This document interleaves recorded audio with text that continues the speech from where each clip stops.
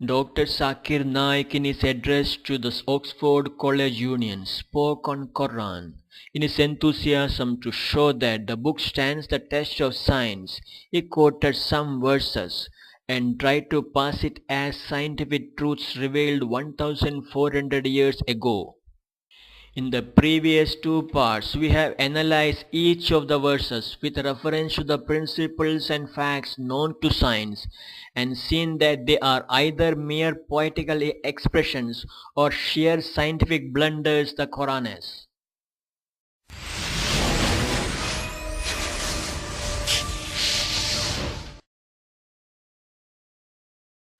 In the field of botany, previously we did not know that even the plants have got sexes, male and female. The Quran says in Surah Taha, chapter number 20, verse number 53, that it is He who sends down water from the sky, that the plants have got sexes, male and female. Now let us see what actually is mentioned in the Quran.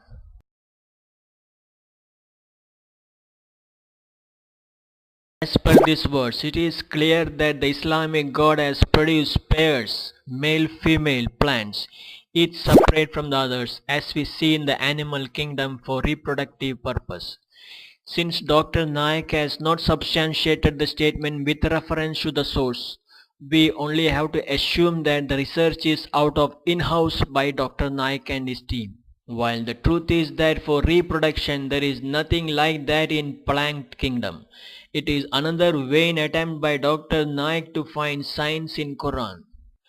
The scientists say that plants have either both male and female parts in the same flower or have separate male and female flowers on the same plant for reproduction. The most basic sexual system in plants is one in which all organisms are hermaphrodites, producing both male and female gametes. This is true in majority of the flowering plants, which is the dominant plant form on land. They reproduce by sexual and asexual means. Non-flowering plants like ferns, moss, use other means for sexual reproduction. Obviously, the facts revealed by Dr. Naik on plants seems to have been found out only by the die-hard followers of Islam, masquerading as research team in his organization.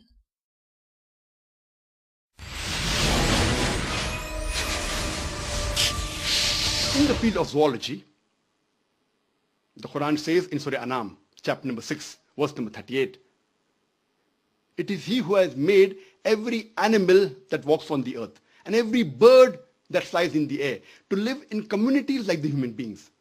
Today science agrees that even the animals and the birds live in community like the human being, which was not known earlier. Now let us see what actually is mentioned in the Quran.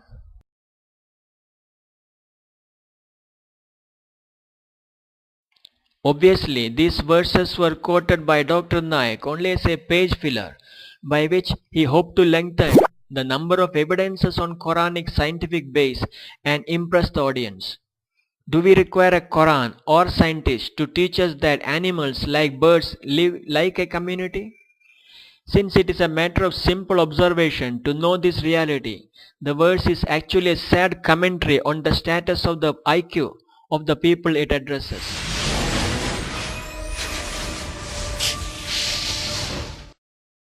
The Quran speaks about the lifestyle of the bee in Surah Nahl, chapter number 16, verse number 68 and 69. The Quran speaks about the lifestyle of the spider in Surah Ankabut, chapter number 29, verse number 41. The Quran speaks about the lifestyle and the communication of ants in Surah Namal, chapter number 27, verse number 17 and 18.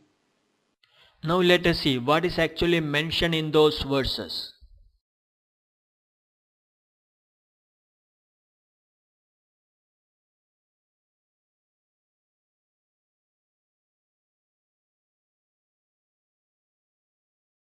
Obviously, Dr. Naik quoted these verses only as a time filler. Not only it fails to link it with any non-scientific truth, but raises a few serious questions on Quran and the God behind the book. Is Quran talking about lifestyle of a spider or condemning it to build a house as flimsy as of the houses? Number 2. If it is on lifestyles, where do you find a spider living in a community? Obviously, it was the case of a poor GK of Quranic God. Number 3. If it is for showing the poor quality of the spider house, it raises few more questions on Quranic credentials. Number 1. Can we judge the quality of the spider's web with our standards?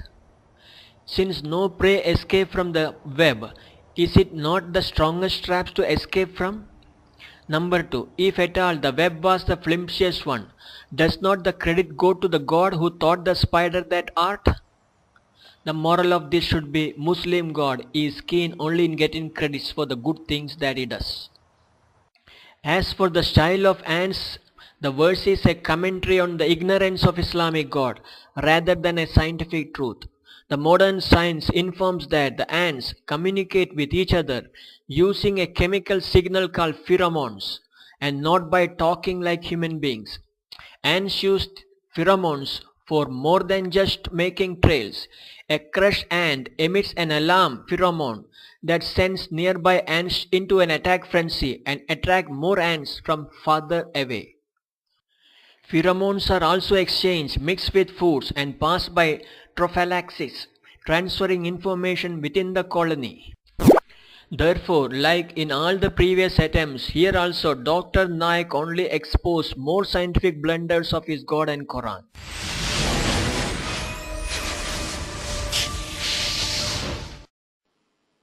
In the field of medicine, the Quran says in Surah Nahl, chapter number 16, verse 68 and 69, that from the belly of the bee, we give you a drink of varying colors in which there is healing for mankind. It is recently we have come to know that the honey that we have is obtained from the belly of the bee. And today science agrees that there are mild antiseptic properties in honey and it is even a healing for mankind. Now let us see what is actually mentioned in those verses.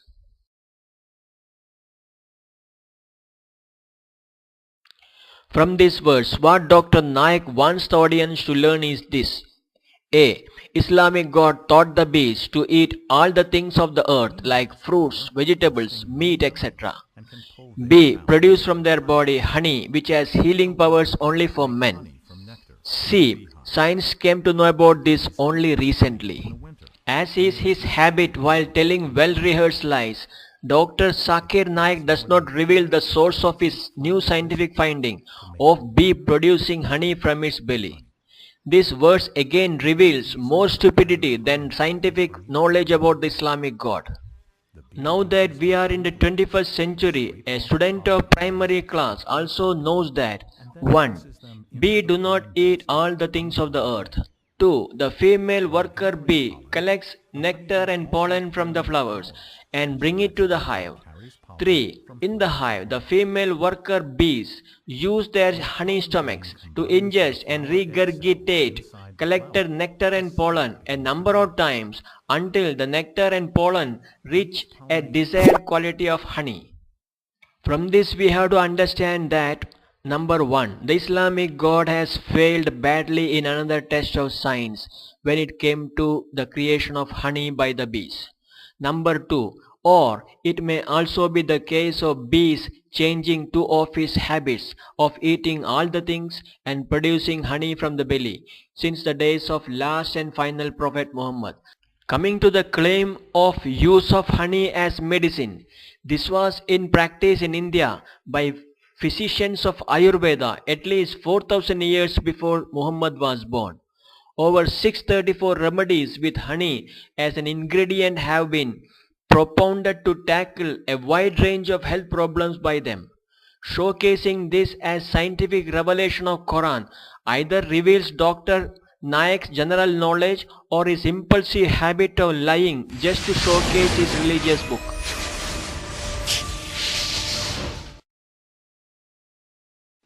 In the field of physiology, the Quran describes the blood circulation and the production of milk in a nutshell in Surah Nahl, chapter 16, verse number 66. Now let us see what is actually mentioned in those verses. The words "what is within their bodies between excretion and blood" were taken by Dr. Zakir Naik to showcase that it means blood circulation in a nutshell, known only to his God. It is again another instance of overzealous supporter trying to squeeze in science in those words. Since the milk does not smell or taste like cow dung, what else could be deduced by anyone during Muhammad days? Does it require a God to tell that? It is again a status statement on the IQ level of the people the Quran addresses and maybe on the God himself.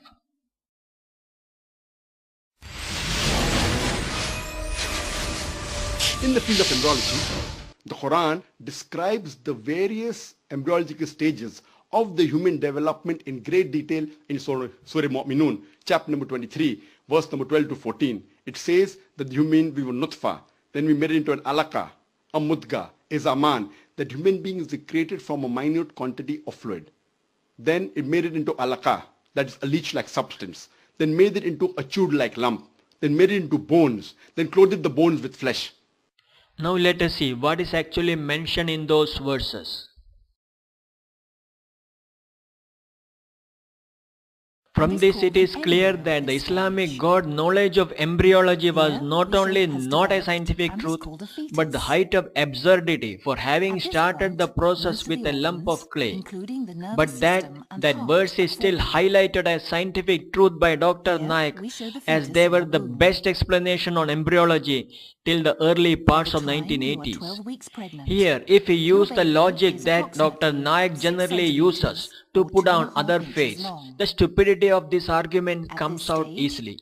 Suppose in a primary class, to a teacher's question, what makes 5 plus 7, receives no right answer, will the teacher give full mark to the student who gave the nearest answer?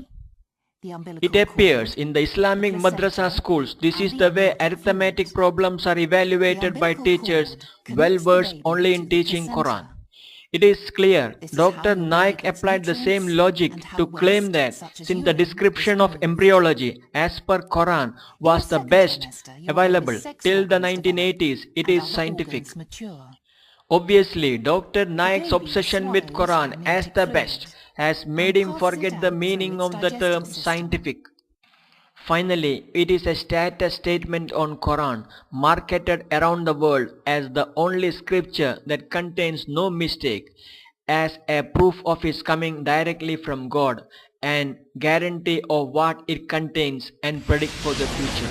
Now it is for the people with some common sense to realize where Quran stands when it comes to some easily observable things as signs, S-I-G-N-S, of gods pointed out to illiterate people during the medieval period for marketing a new faith are now trumpeted as scientific truth by his 21st century marketing agents like Dr. Zakir Naik.